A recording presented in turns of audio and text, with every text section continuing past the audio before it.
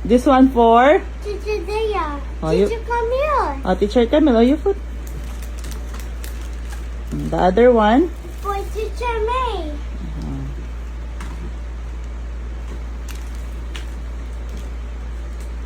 The last one? It's for Teacher Dea. To my teachers. Going to miss you. You have to say bye-bye to your teachers. Bye-bye. You excited? Pay. I have to pay. Kuya will pay that one. Kuya, I already pay.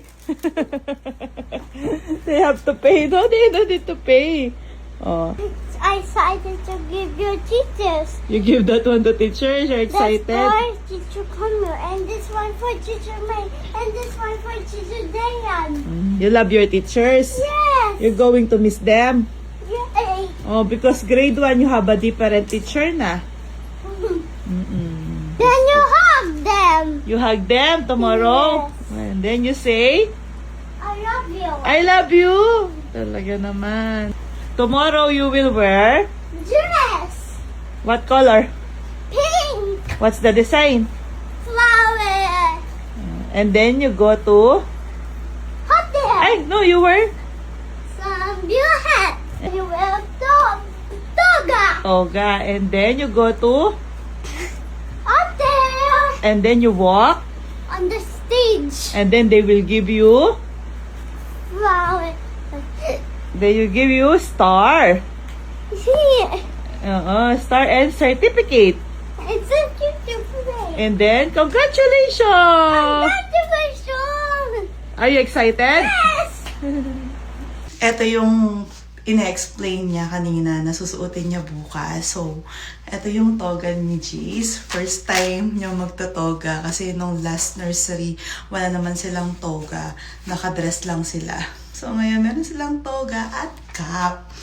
Tapos, ayun, pinlansya na ni Ate Christine dahil hindi ko na kaya magplansya.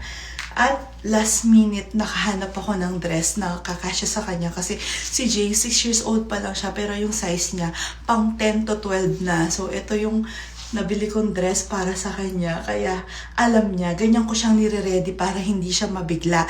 Alam niya na may flower yung, yung dress niya. Alam niya na kulay pink, na ito yung susuotin niya. Tinry niya na din to. Napakaganda. At alam niyo ba, akala ko hindi siya magkakasya, hindi siya magsasarado. Buti na lang, saktong-sakto, pero kailangan hindi muna kumain ng marami si Jace para baka bigla lumaki yung tiyan niya, hindi ko na masarado to kasi sakto lang siya. So, ayan, mga Maricoy. Sobrang excited ko din. Wala si Daddy Tano kasi bumili siya ng gift para kay Jace. Bukod sa gift ni Daddy Tano para kay Jace, Siyempre, hindi lang yung mga teachers niya yung may pabulaklak. Kaming dalawa ni Daddy Tano, nag-decide kami na pagawan din ng bulaklak si Jace kasi gusto namin, kasi na-appreciate niya na yung mga bulaklak ngayon. Alam niya kapag binibigyan ako ni Daddy Tano ng bulaklak, dahil syempre babae ako. So ito, nagpagawa kami ng bulaklak. Napakaganda. At last minute lang to. Thank you so much SNS Event and Styling. Ayan, in-entertain pa rin nila ako at pinadeliver kagad.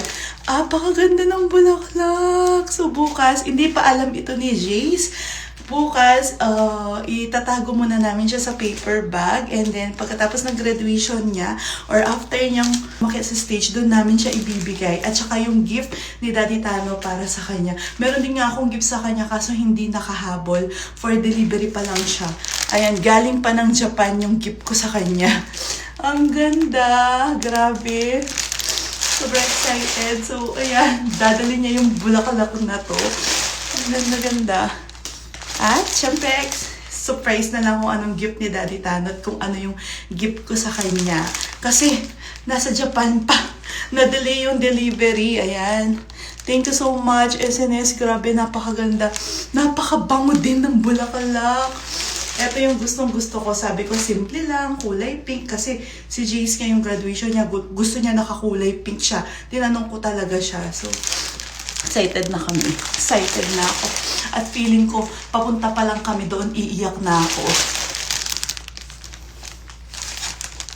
Ang ganda. Kaya kapag naghahanap kayo ng mga bulaklak or gusto nyo magpaayos, may mga occasion kayo, pwede yung kontakan yung SNS kasi lalo na around Pampanga, ang galing nilang gumawa ng mga bulaklak at ang galing nilang mag-ayos ng mga events, lalo na wedding, birthday. So, ayan. Ang ganda mga mare ko, grabe. Hindi ako makamove on. Parang feeling ko sa akin to. So, feeling ko magugulat si Jace. Pero feeling ko matutuwa din siya. At hindi siya ma-overwhelm kasi niready ko siya para dito. Kaya kung mapapansin nyo, alam niya lahat ng detalye. Wala akong tinatago sa kanya. Itong bulaklak lang at saka yung mga regalo lang namin sa kanya. Kasi meron din sorpresa sa kanya bukas sa school bukod sa mag-graduate siya.